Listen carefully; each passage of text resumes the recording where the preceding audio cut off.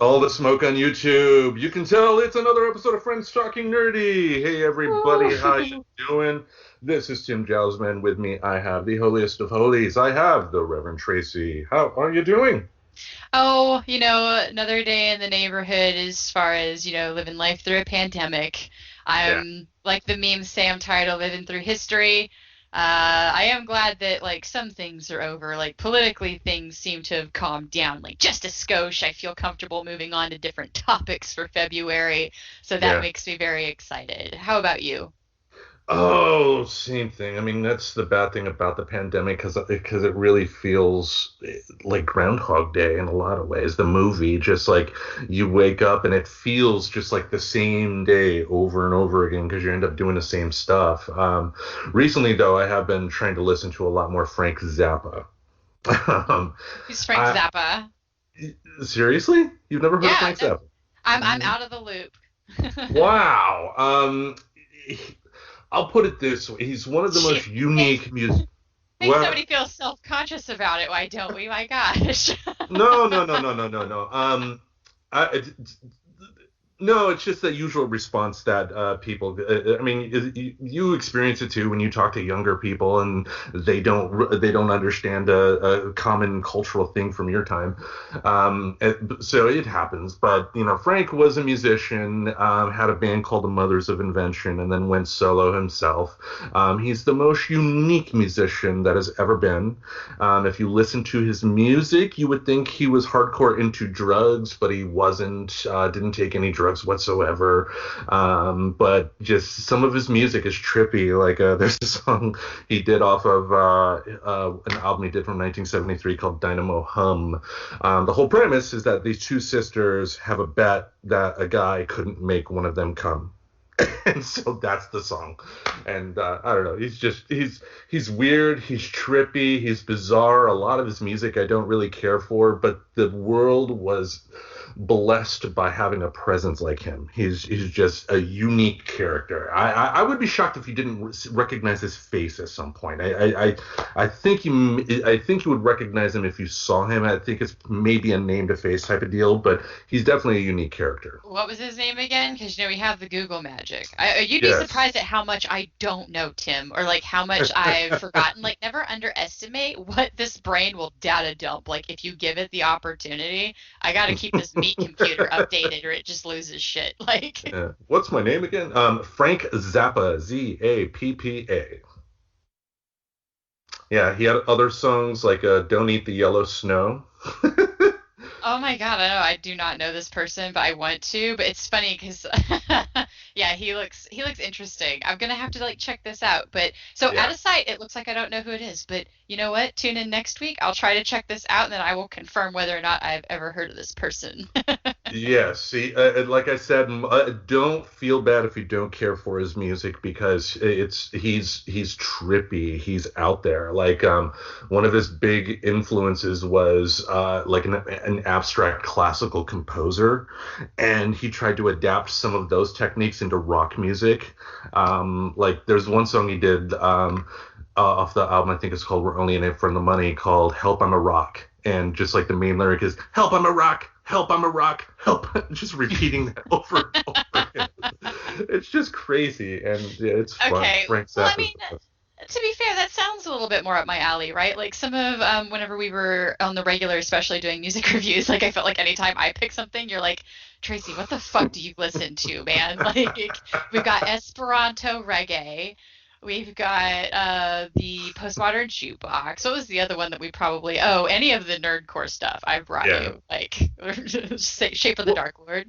well, Lex, the lexicon artist, was great, though. And that came great out of that, and we still need to try to invite her back sometime. So Yes. Yeah. Now that things have settled down a bit, we'll definitely yeah. do that. But what about you? How's your week been? Well, my week's starting off great. My husband and I mean, yeah, sure, I'll go ahead and talk about this snippet of it. But my husband and I decided for February, we wanted to get back into kind of we like phonetics. So it was either going to be fabulous for February or fit for February because we're really goddamn lame individuals. Like we really are. It's stupid how we are sometimes. So we decided fit for February, fabulous for February. And something I've really missed, that I felt, one of the first things I felt taken away by the pandemic was running 5Ks. Hmm. And I actually come from a history. I was told a long time ago, like, don't bother running because I have asthma. Like, as a kid, they sat me down and said, yeah, running, that's not going to be your bag. You should just not. Like, you're allergic to running. Like, would a person allergic to bees go to a bee farm? No, like, don't run. Yeah. So that's, I always like felt like that was how it was, but I did eventually learn that I guess some people can train through this.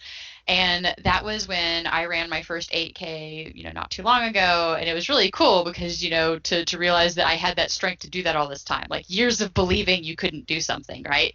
And Hmm. then actually seeing being able to do it, like 'cause it was a physical manifestation of strength, right?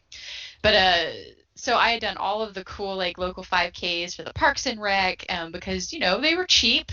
I'm not rolling in dough, and it also help the Parks and Rec. Like that's a good cause. So it's like cool. I'm doing a 5K, so it's keeping me honest on doing this goal of running and shit like that.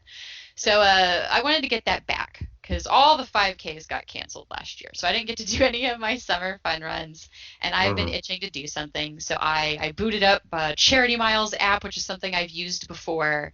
And I decided for February in this fitness time, I was going to jog every morning for a nonprofit that I was going to pick.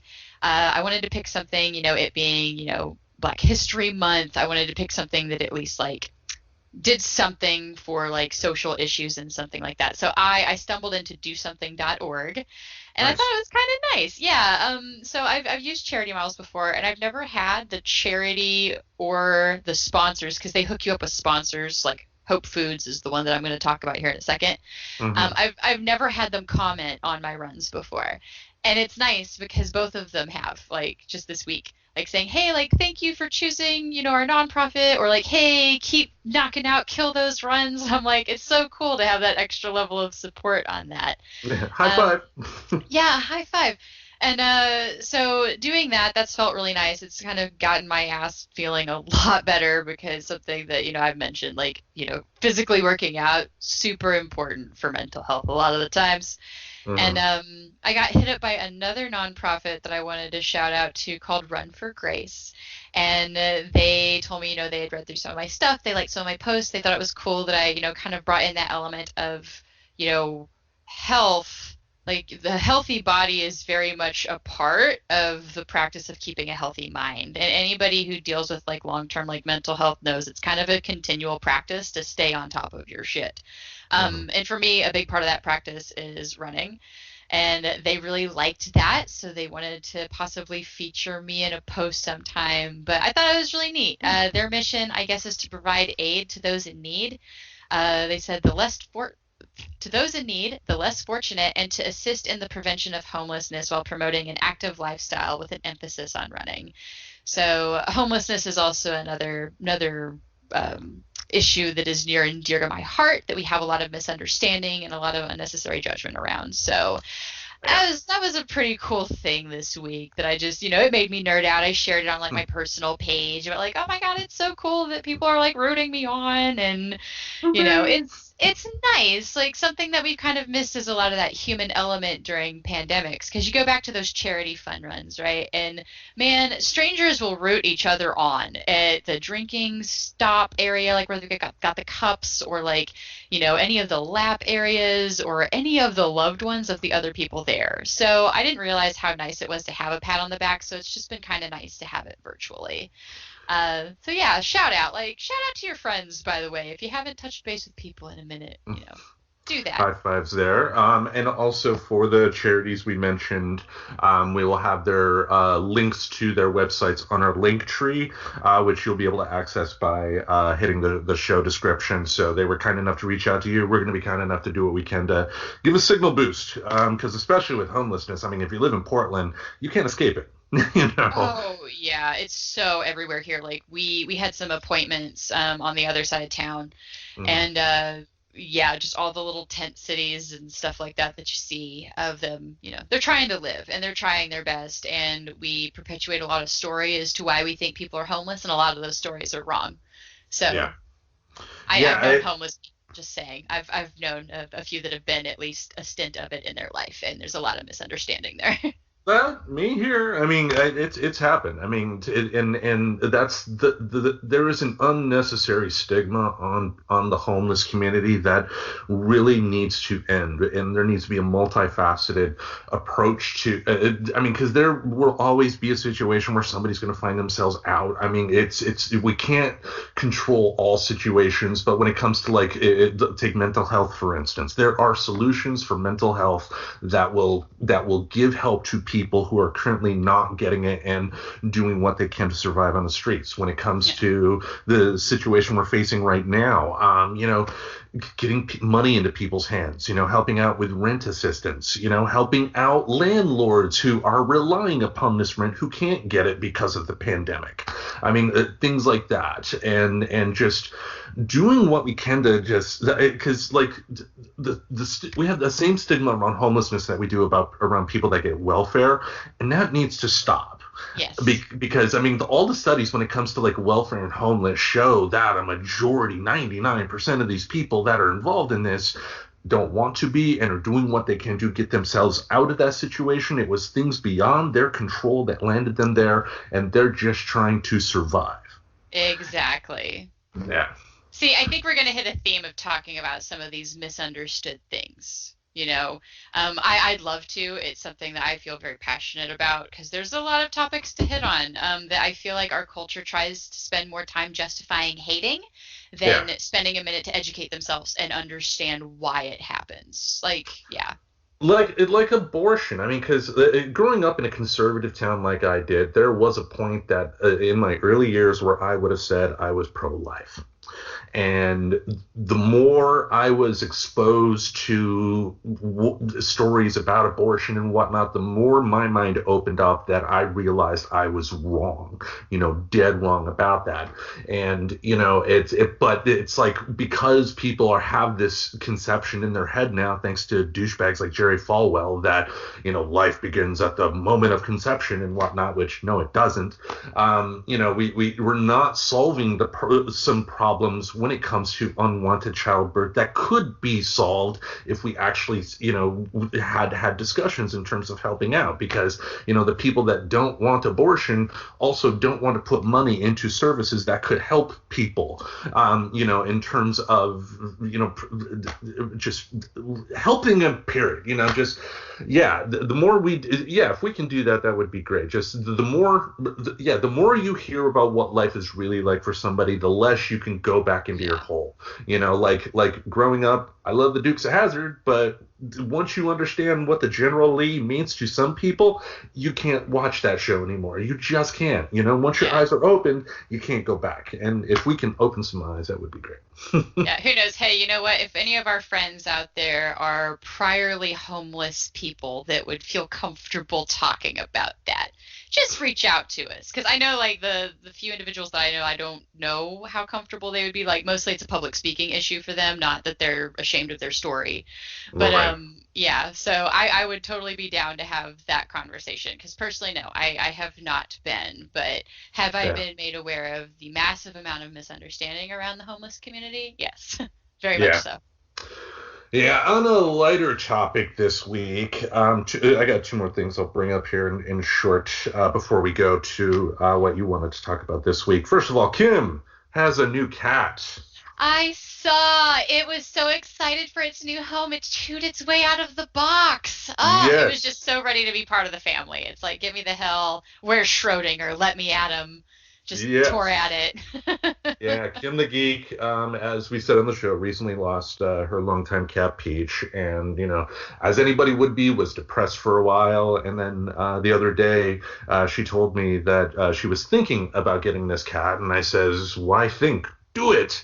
And she, like anybody, and I've done this myself, of thinking of what about and she would admit that she did it in this case, but she said she was concerned, like, what would my other cats think if I got that? And then I Aw. But my response to her was brilliant. I said, what your cats would do, they would do what the Force ghosts of Obi-Wan, Yoda, and Anakin did at the end of Return of the Jedi. They would, in their ghostly form, smile, lick themselves, and promptly go to sleep. Get that cat. And yeah, Kim the Geek is definitely happy. And there was an odd coincidence too. And if I saw that too. yeah, she posted. Didn't even realize this, but that is a great thing about Facebook bringing back your history and previous messages. The day she brings her new cat home is the 4-year anniversary of the day she brought Peach home. So, if my example to her was correct, I mean, this very much was that was that way of saying Tim is right.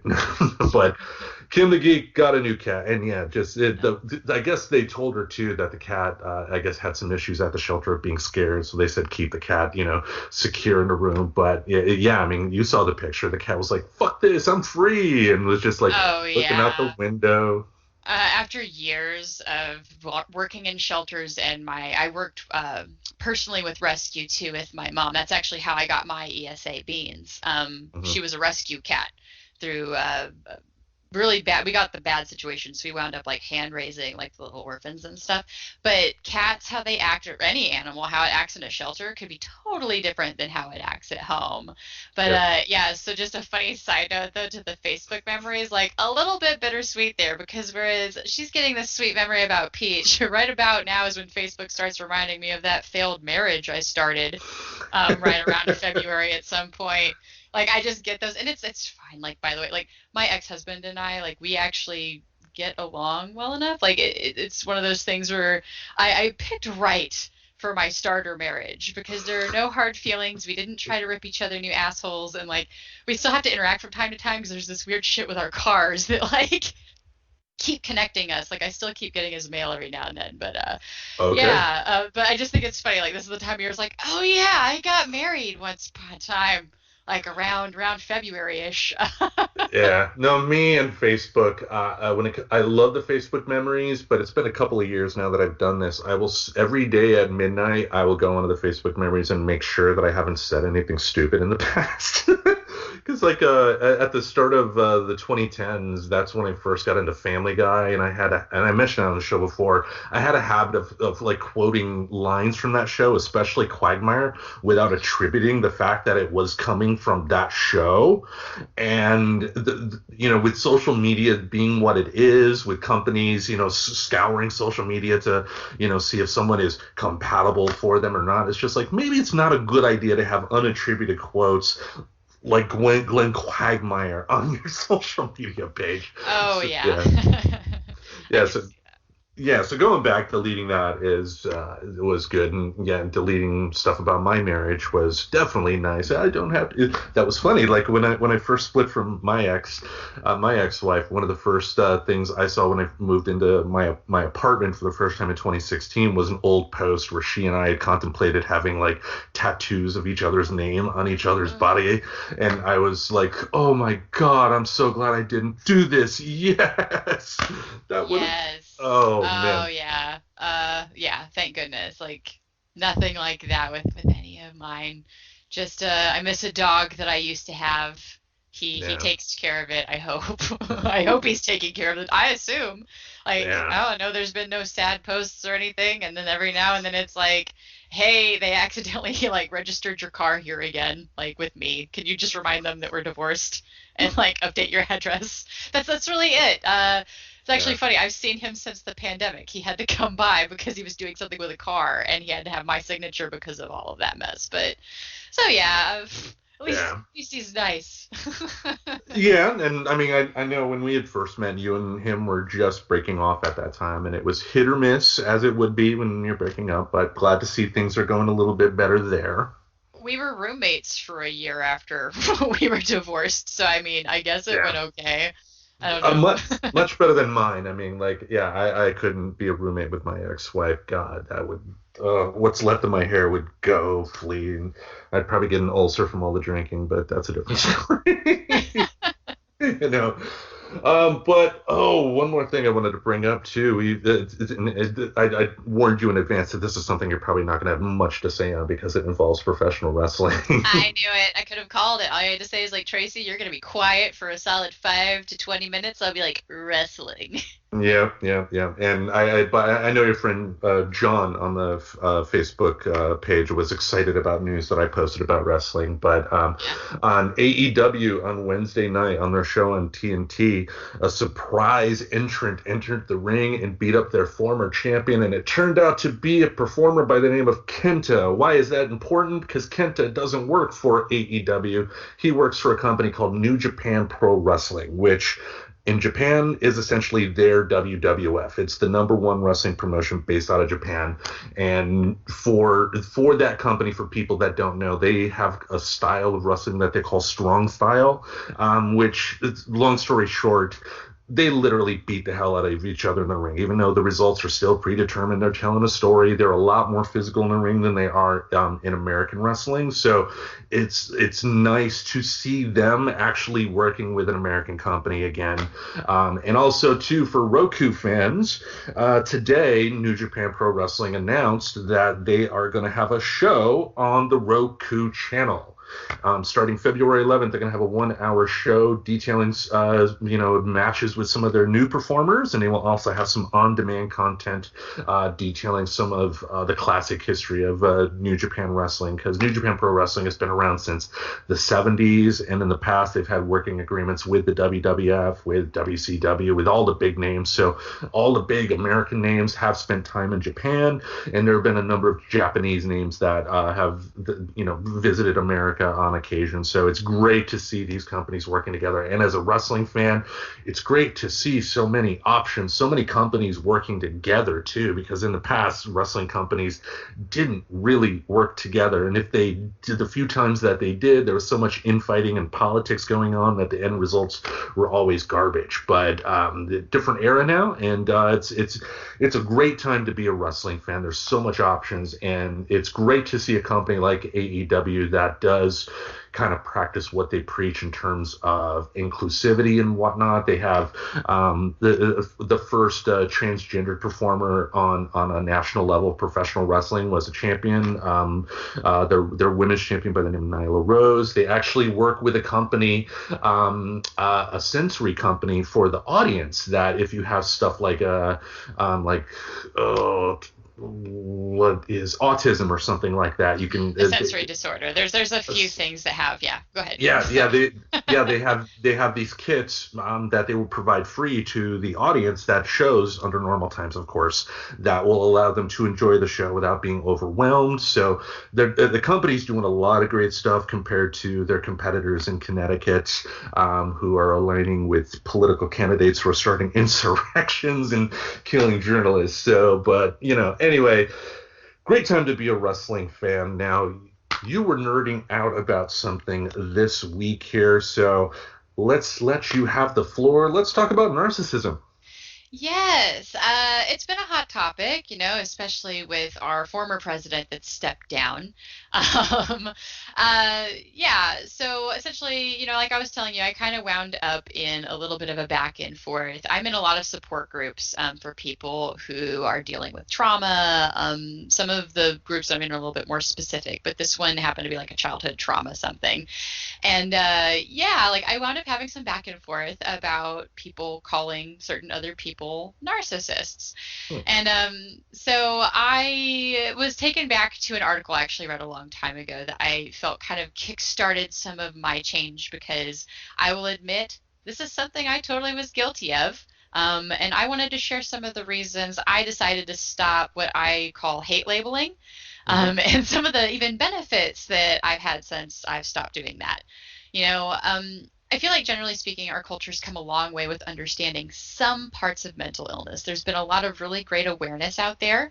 And I even think most people know that it is not cool to discriminate against people with mental illnesses. However, we also have this little tendency to take a term that we feel like describes somebody, like that we're diagnosing them, that we have learned about something and we're diagnosing it Mm-hmm. and using it for our own means without thinking it all the way through. And I think the term narcissist is one of the most overused and possibly causing way more harm than a lot of people realize. And while I do love that more and more people are learning about the different mental diagnoses, it is a little bit gut-wrenching when we take these terms that are meant to help people identify an area of struggle and misappropriate it for hate. So anywho's, let's go ahead and get into it. Just kind of the overall, like, why I wanted to talk about it. You know, I'm sure you've seen the memes, right? People sharing, you know, narcissists will do this and narcissists means of control or da da da. Yeah. So while it is great to point out narcissisms, and I will get into where that is cool later, like, there's a lot of stank on this term. So let's talk about narcissistic personality disorder. And the first thing to know about it is like incredibly rare. Very, very rare. Like, it's almost if you understand anything about how the Diagnostic Statistical Manual works and how anything gets diagnosed, there are some diagnoses that are like, you basically have to not have anything else to have this. And I feel like the more I've read about this over the years and trying to understand it, right, it's kind of one of those things. Like, you almost need to really not have anything else. It is so rare that the DSM, which is what they call that for any cool kids in the psychology fields, the DSM says between 0.5 and 1% of the general population have like narcissism to the level of it being a personality disorder. So statistically speaking, I'm sorry, but your ex is probably not a narcissist, guys. But plenty of other names, but not narcissist. Yeah. You know, I mentioned my page because, you know, a lot of it is inspired. The stuff that I post and I create for that page, it's inspired by conversations that happen in these support groups, you know, may it be for the childhood trauma or people dealing with parental alienation and things like that. A lot of it's inspired either there or with my own meditation thoughts. So, you know, I'd recently made a thing about narcissists. Like, you know, some people are just fucking assholes. Like, there's nothing about them that's actually textbook narcissists. They're just assholes, but, you know.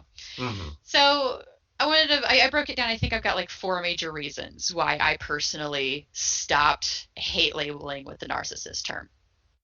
All right. So number 1, and this was a personal realization, I actually don't remember reading this anywhere, but hypervigilance, that's actually a symptom of PTSD and CPTSD. So complex PTSD, for those that don't know what that is. And I realized I was actually indulging in that behavior by constantly being all on the hunt for all of the narcissists around me. So the Reverend Tracy, narcissist hunter, yeah. Narcissist hunter. Like, I was on a mission, man. I felt like I'd already been a real victim of one, you know, in my younger years, and possibly like almost like a trend of it, which can happen with CPTSD people, is they tend to notice trends of abuse. So that put me in such a defensive state that I felt like I needed to identify it quickly. Like, ooh, I'm going to spot all these narcissists. I'm not going to let them anywhere near me. And yeah, of course, survivors of abuse can sometimes present a hypervigilant nature when it comes to, oh my God, they're everywhere. And so that's also a weird side effect of when we overshare this term. It gives people who have been victimized in the past this idea that they're victimizers that are going to find them because they have already been victimized in the past. It gives them a sense that they're everywhere. So it's actually damaging on 2 levels. I'm also, when I was participating into it, I was feeding into my own unhealthy hypervigilance. But then if you're sharing on your own personal media because you want to throw some stank at your ex, you're giving other people that have like a history of it a very concerning sense that their enemies are everywhere. So that was the probably number 1 groundbreaking thing that made me go, I need to stop doing that. I need to be more aware of like what I'm sharing, and having that difference of an awareness towards a narcissism versus saying narcissists do this thing that actually a lot of people do, because we have kind of an entitlement culture. Like we do, and it's the have it your way culture, right? Like the customer's always right culture. We've had this embedded, so you can't really say that the selfishness is always an indicator of narcissism when it's in our culture. Right. So anyway, That's kind of my number one reason. Number one. Number one. So reason number two. Labeling someone as a narcissist is actually excusing their behavior as not their fault. Because what is an indicator of like a mental illness or, disorder? It's supposed to imply that it's not within their control. And this goes back to like, sometimes people are assholes and maybe we shouldn't scapegoat them for being assholes. And when people are just labeling somebody as a narcissist, they're also kind of using it as an excuse not to hold people accountable for their shit behavior. Because they're a narcissist anyway, so they're not going to listen to me, so why should I hold them accountable for it? So it's actually kind of silly and damaging on both ends of that. Like, you're not holding assholes accountable. Like, yeah. I thought we weren't going to talk about current events here. Oh, yeah. But it kind of goes into an analogy that I made that kind of made it click for one friend of mine is there's a huge difference between someone who chooses to lie because they feel it will benefit them best and someone who suffers from having a compulsion to lie whether they want to or not. And a narcissist will display narcissistic behaviors whether they want to or not. Whereas an asshole is just being an asshole because they think it serves them. And those are two totally different reasons for behavior. Yeah. So, again, you're labeling someone this way and you're saying, I believe you're not going to change. So, by the way, what inspiration does that give them to not be an asshole anymore? If you're saying, I believe you can't change. Yeah, and and sorry to interrupt there. I do think that a lot of times in this country, sometimes we as a country do like it when people change, like Robert Downey Jr., for instance, up until the mid 2000s, he wasn't able to get a job just because of his drug addiction and whatnot. But now, he's able to turn his life around and we were able to celebrate that. But, look at Lindsay Lohan as well. And just more often than not, we just have the idea that they're not going to change. So we just ridicule them and don't do what we can to put that hand out to, support. And then having said that, if you put the hand out to support somebody and they keep on screwing you over, that's a different thing altogether. But if you are instantly going with, you are instantly bad and you will never change and there is no room for growth ever, how does that doesn't help anybody. Exactly. So, next reason, number 3. It's causing all of the, quote, normal folks out there to bypass some much-needed self-reflection. Sometimes it's also called shadow work. Shadow work kind of comes from a background of Carl Jung, so Jungian psychology, of the shadow self. So the self that you maybe are ignorant to or that you don't see. Like, you guys could totally go and read. Like, I love the whole shadow self stuff, and it's totally worth opening your mind into. But yeah, basically when a term is misappropriated and used to the point that it becomes synonymous with evil, what about that is going to make anybody want to find those things in themselves and fix them? Like, for example, road rage, in a sense, is a form of narcissism.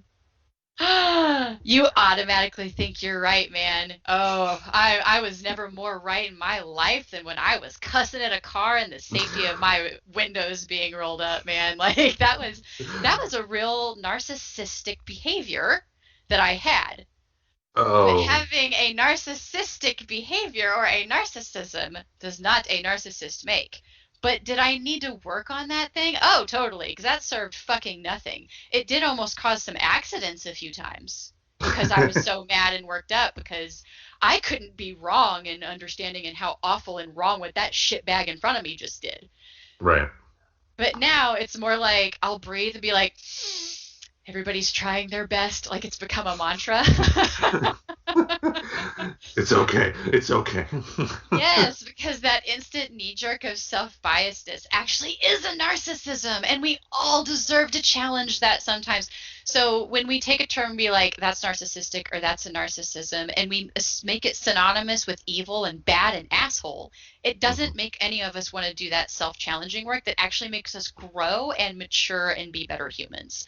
So that, to me, big reason number 3 is literally stunting people's growth because we're misusing a term to make it mean something else.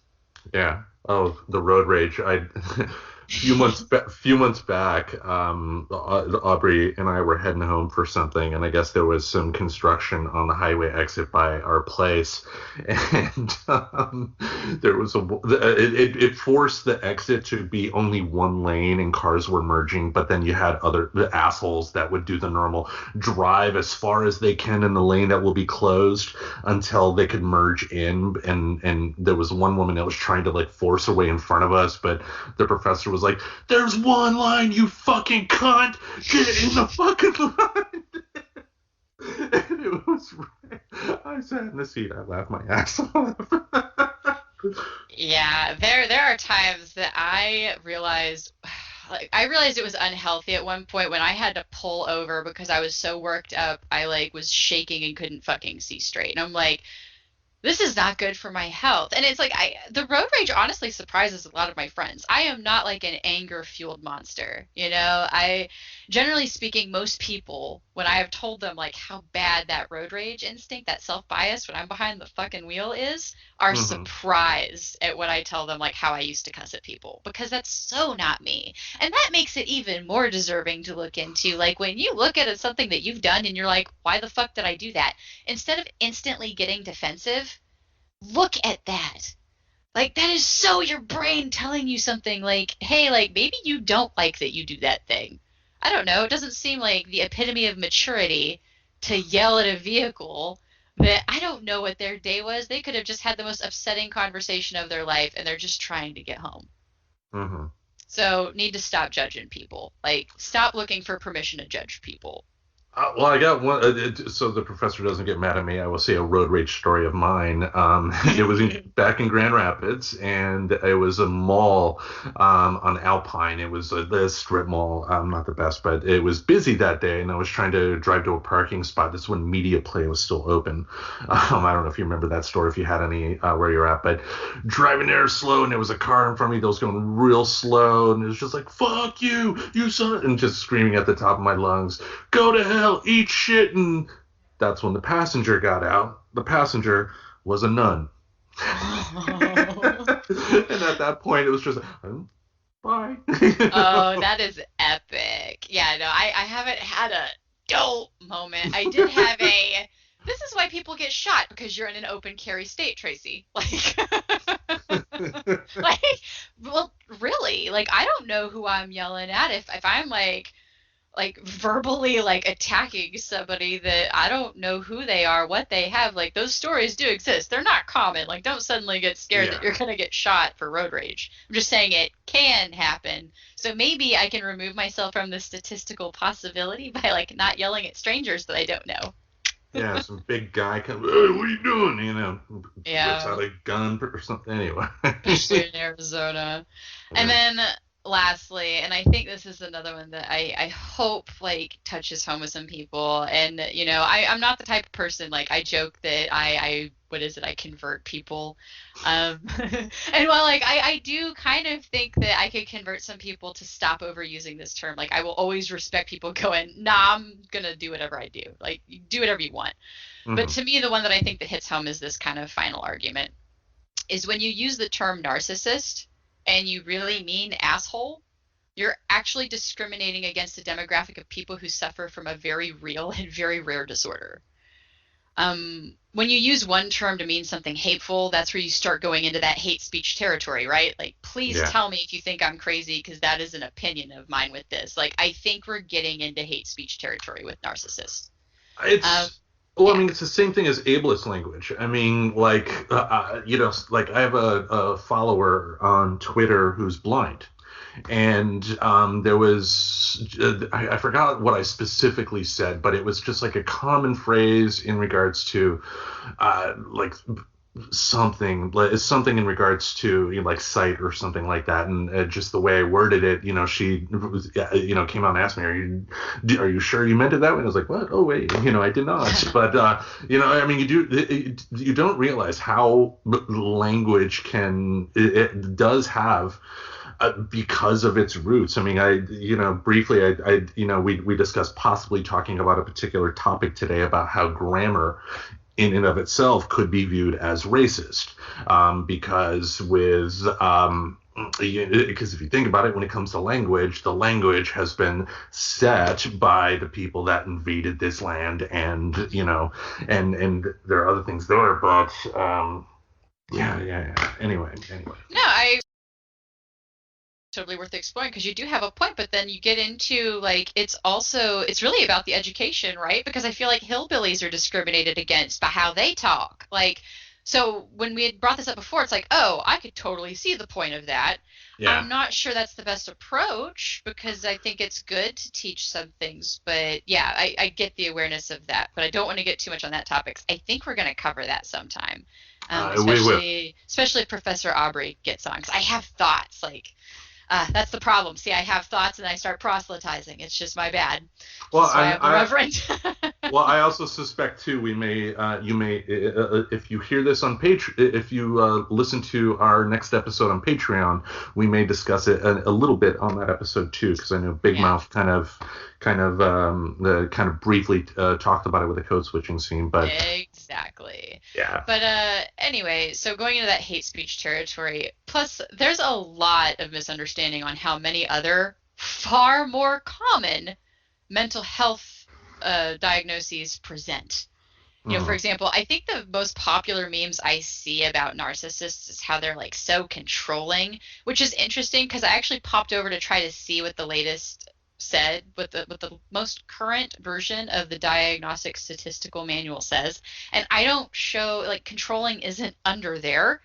However, it is more likely to be a manifestation of something called hypervigilance, which is a symptom of PTSD, CPTSD, and also can be a way that depression and anxiety can manifest in trying to control everything.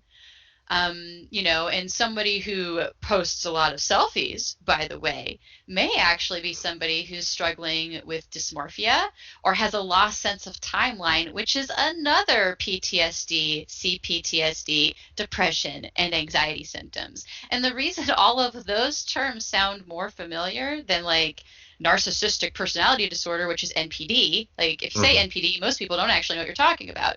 Like we do understand that depression, anxiety, CPTSD, and PTSD are far more common. Like we know those. And so when you call someone a narcissist, follow this one here. When you call someone a narcissist and you really mean asshole, and you are then applying it to someone who has a totally different, much more common issue, you're not only perpetuating hate against the diagnosed narcissist, you're also perpetuating further misunderstanding of other issues that you are more likely to run into these days. And depression, anxiety, PTSD, OCD, like that's just the top of the list. You know what I mean? Of far more common things that present in complicated ways. There is a reason that psychologists and psychiatrists, who are the ones that are actually the doctors that decide that people have this, go to school for so long. Like, it's a degree I started and I didn't end up finishing it, but a lot that you learn when you start your psychology degree is that you are always in education mode. So they are also still very much learning about this. And, and I'm not saying that we should go and, cuddle your local narcissist. That I'm not saying that narcissists are totally safe, happy people, like, especially if they're not in treatment and they really do have this. Right. I'm just saying maybe we should stop using this term for a very real thing and using it to have a hissy fit because we're mad at somebody and we want to post a passive-aggressive public post. So the last little bit of that is not only are we possibly causing misunderstandings with more common issues and unnecessarily, also making people hate them. Because again, that person, they don't have PTSD. They're a narcissist. Oh my gosh, seclude a person with PTSD? Are you fucking nuts? Like, that's a lot of what leads to some of the suicidal ideation. But anyway, but the last part of it is like we're also acting like somebody just woke up one day and decided, you know what sounds good, Tim? I'm going to be a narcissist from here going forward. This is a choice that I am making. And that is not the fuck how that works. Because actually, the exact cause of NPD is not known. They think that it may result from a combination of factors that include childhood trauma, something to do with like maybe you were raised by a narcissist. There's even some theory about genetic history or possibly even something about hypersensitivity to textures. So this isn't something that somebody decided to be one day. So when somebody does actually suffer from narcissism, Yeah. it wasn't like that it was their choice. It might even be in combination with another traumatic induced thing. So anywho, I think that's my whole spiel. I hope you guys enjoyed listening along. I hope I wasn't too like, I try not to be aggressive about these things because when I get impassioned, I feel like I come off very intense. But believe whatever you want to believe. This is just my humble opinion on shit and why I personally stopped doing that I used to be guilty of.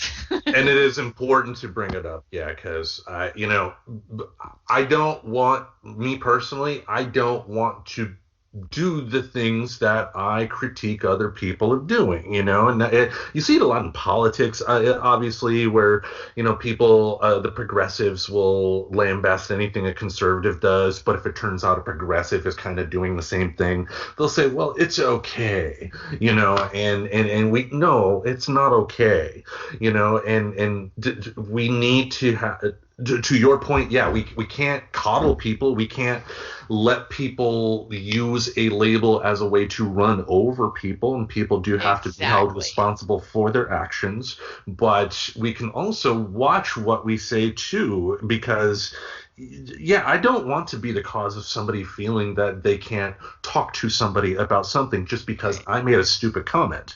I mean, I make stupid comments all the time, and I just, I would feel horrible if somebody came to me and says, because of something you said, I felt I couldn't get help for this, and I don't want that on my head. And people should definitely have that in the back of their head when they're talking, when they're thinking about posting a meme. I posted something. There's a page I follow, Polyland, that had a nice little Twitter quote that I posted on our Facebook page about, when you're thinking about saying something mean, take a breath, do this, do that, and then just don't fucking do it.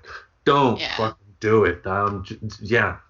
It doesn't help anybody, because there are plenty of people I know I could easily lash out at with words on social media, and it would feel good doing it.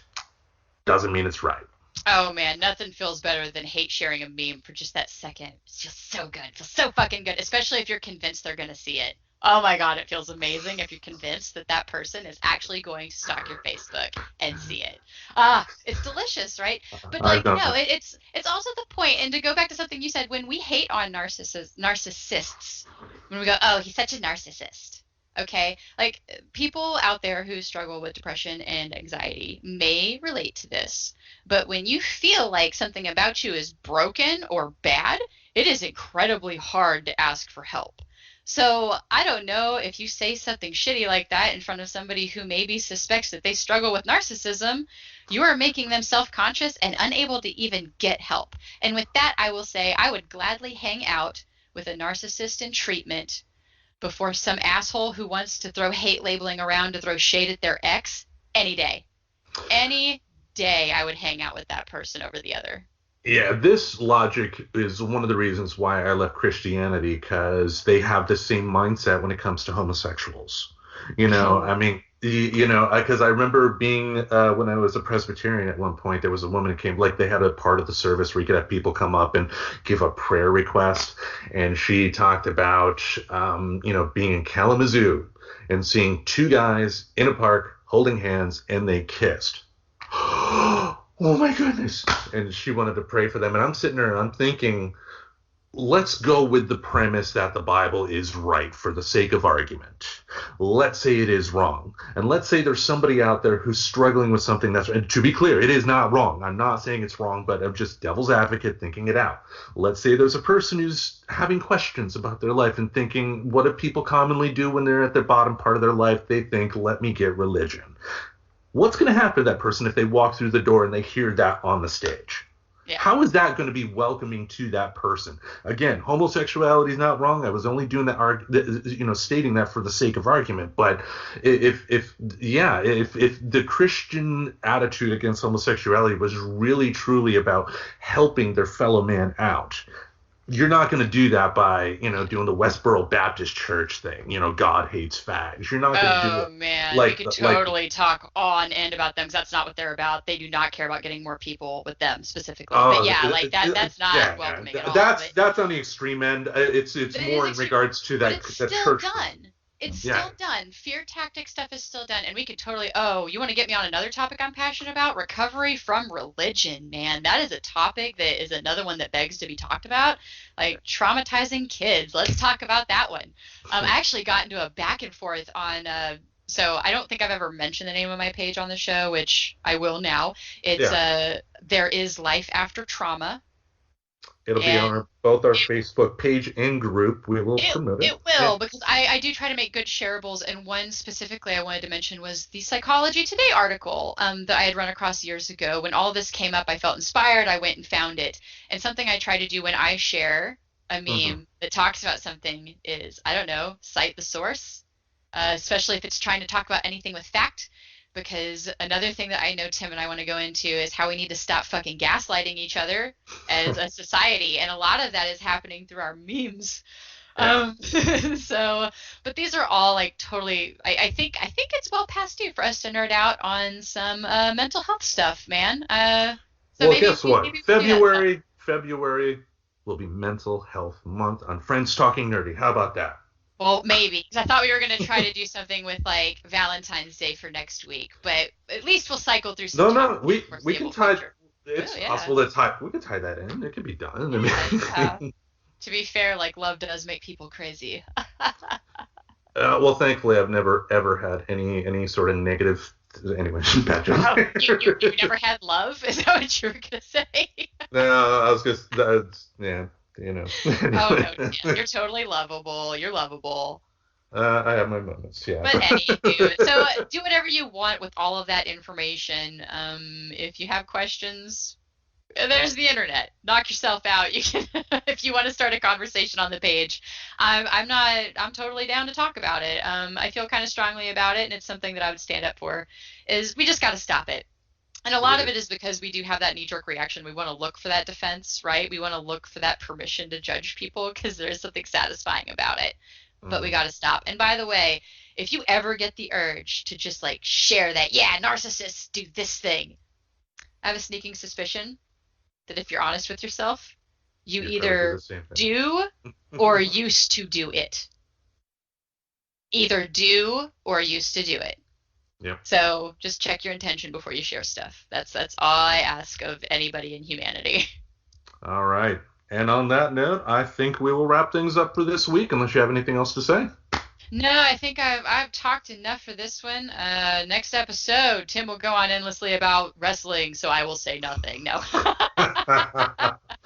No, I like to throw in wrestling every now and then, but I don't think I will ever meet a fellow co-host that will have as much passion for wrestling as I do. And even then, I don't like talking about it all the time either. So save it for like special topics here and there. Exactly. So, but Yeah. yes, hopefully it wasn't too boring today, guys. If we get interesting feedback, we'll definitely do more. Because oh gosh, I think we could just hit a mental health topic like every now and then, because there's so many. Well, that's the thing too. I mean, just it could also be tied into other things as well. So, I mean, primarily in the past we've discussed pop culture stuff, but you could easily bring up mental health issues in regards to specific pop culture. I mean, what was that Pixar movie where everything happened inside the kid's head, and like each little character was like a manifestation of like, Gosh. yeah, I love it because it was an Amy Poehler movie, and I can't think of it. yeah. Lewis, like, was it Inside Out? Yeah, Inside Out. Inside Out. Okay. Very good movie on emotions. That's another really good, because I know with our episode by episode review of Big Mouth, I've talked a lot about really appreciating the depictions. Mhm. And that's another separate movie that I think did a really bang up job, like depicting the things and like making it visual so that people can maybe understand a little bit better. All right. All right. Well, and we end the note on a good movie recommendation. Look at that. Hey, we're doing stuff here. Positive shit. Yeah. All right, we'll wrap it up here then. We thank you all for listening. Remember to check out our Patreon page. We are going to continue to put on exclusive content on Patreon, which will eventually, over time, make its way to the main podcast feed. Have you had any feedback about since episode 1 was released on our main podcast feed? Have you had any feedback about that? Not to me directly, but I don't know. My brother probably doesn't even listen to this. So shout out to your sister for at least listening to the show. Just throwing that out there. Yeah, well, I mean, hopefully I didn't insult her too much. I can insult my brother all the fuck I want. Like, even if he listened to it, he would just take it. Like, he gave me so much shit as kids. He's like, nah, I probably deserve it. Yeah, you know. Well, anyway, on that note, we will see you all next week. Goodbye. Bye. Subscribe to Friends Talking Nerdy on iTunes, the Google Play Music Store, as well as Spotify. Remember to support Friends Talking Nerdy on Patreon. Goodbye, darling.